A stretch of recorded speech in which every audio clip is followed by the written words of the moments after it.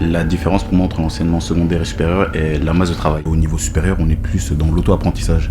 C'est-à-dire qu'on vient en cours et puis voilà. Une question d'autogestion en fait. Dans l'enseignement supérieur, on a beaucoup plus d'autonomie. On se retrouve dans une enceinte où on est beaucoup plus libre qu'avant. Oh, c'est un monde de différence.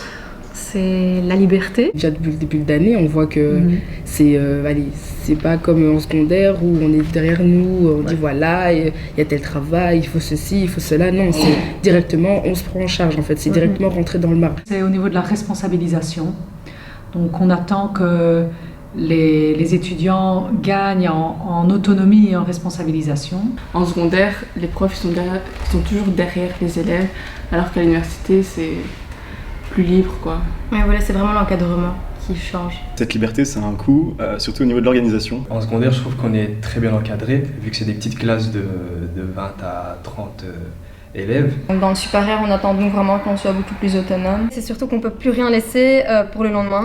Pour moi, c'est une accélération. L'enseignement supérieur, on fait plus ce qui nous plaît par rapport à l'enseignement secondaire, on nous impose plus certaines matières. Je dirais que c'est l'option, ce qu'on choisit de faire, la tranche horaire et surtout la différence de personnes dans les auditoires par rapport à une classe.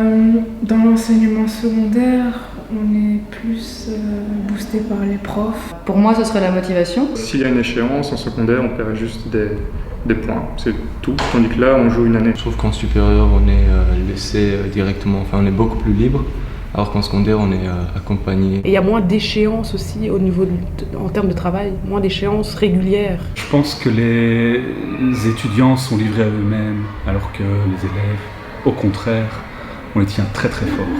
Ça peut aussi être pour certains plus facile à vivre parce qu'ils font ce qu'ils veulent. C'est le fait qu'ils sont moins soutenus par les enseignants, moins accompagnés dans le supérieur que dans le secondaire. Ça leur demande de mieux gérer évidemment leur autonomie, leur responsabilité par rapport à leur formation. Il y a moins d'encadrement, donc plus de liberté. Je sors directement d'une réto, j'ai senti vraiment une grande différence. Je me suis dit, bon, je vais commencer un peu cool.